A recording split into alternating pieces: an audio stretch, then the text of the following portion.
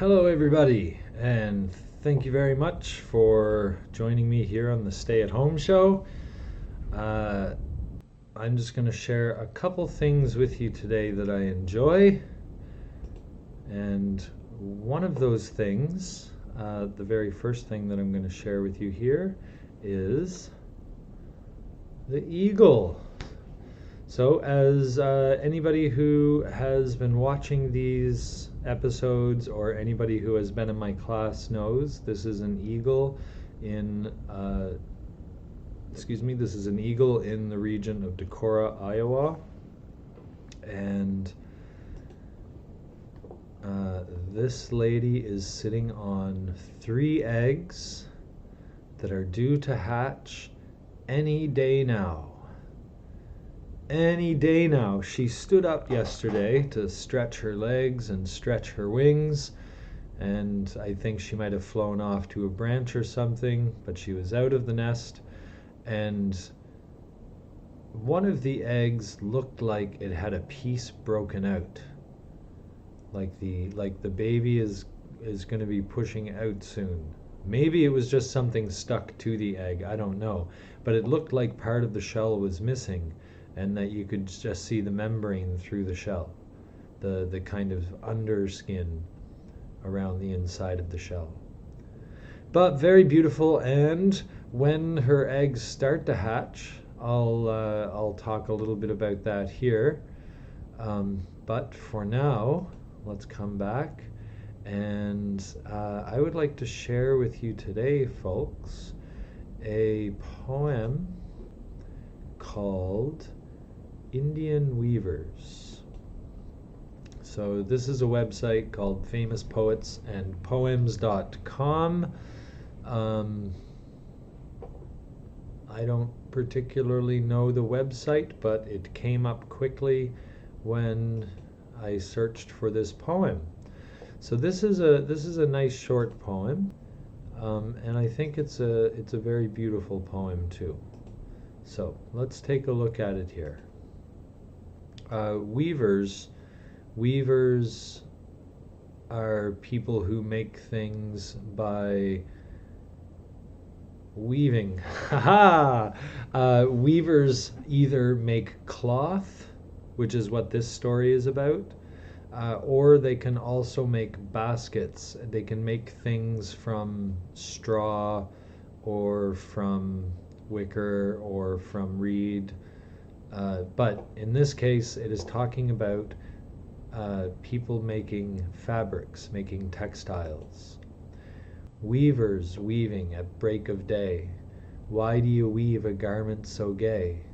Blue as the wing of halcyon wild, we weave the robes of a newborn child. Weavers weaving at fall of night. Why do you weave a garment so bright?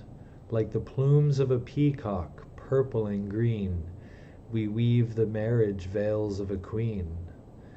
Weavers weaving solemn and still, why do you weave in the moonlight chill? White as a feather and white as a cloud, we weave a dead man's funeral shroud.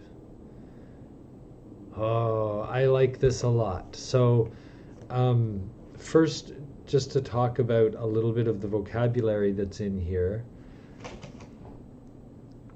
Weavers weaving at break of day. The break of day is the very first bit of morning, the very start of morning.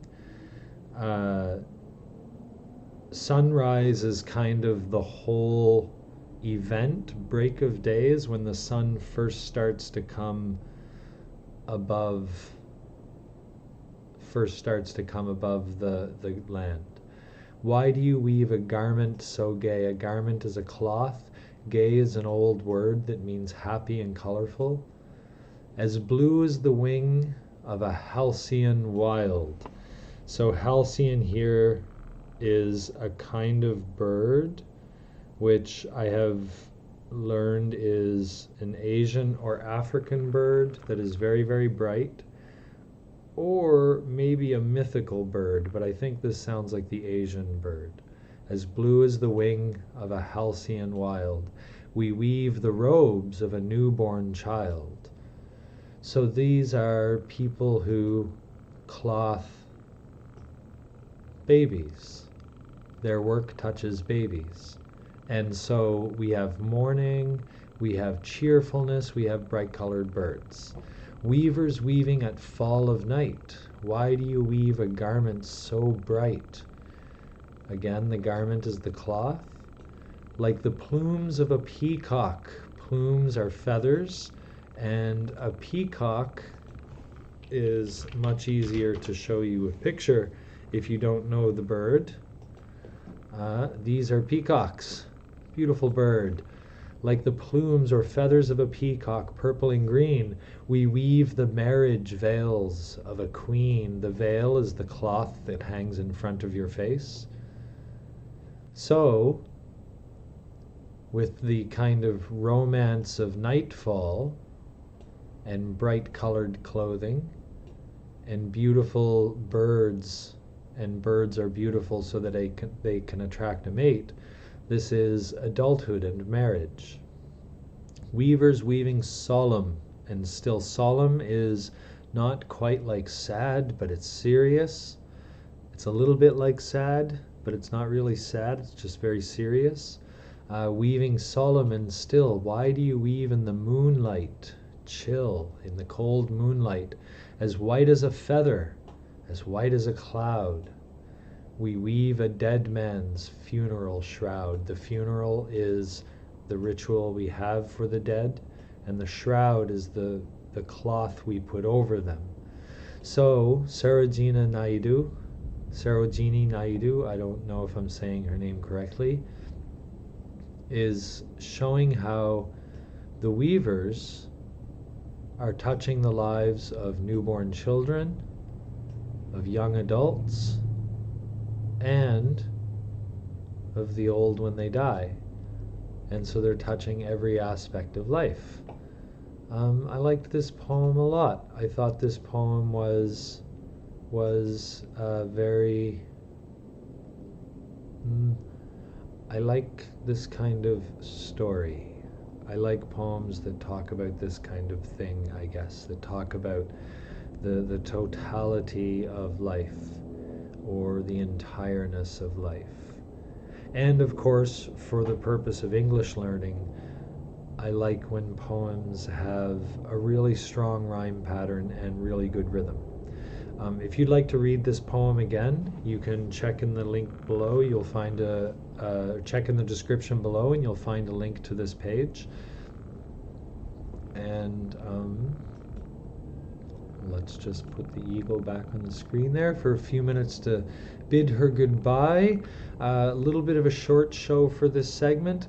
If you have ideas about things that you would like me to talk about, things that you have questions about, or just things that you think would be interesting, then please do say something in the comments below, or if you have other ways that you contact me by those ways. And otherwise, that will be it for this episode of the Stay at Home Show. Keep an eye out for a possibly renamed show, maybe the show. I'm kind of leaning toward that. That's it. Have a great evening, everybody, and I hope to see you in the next one.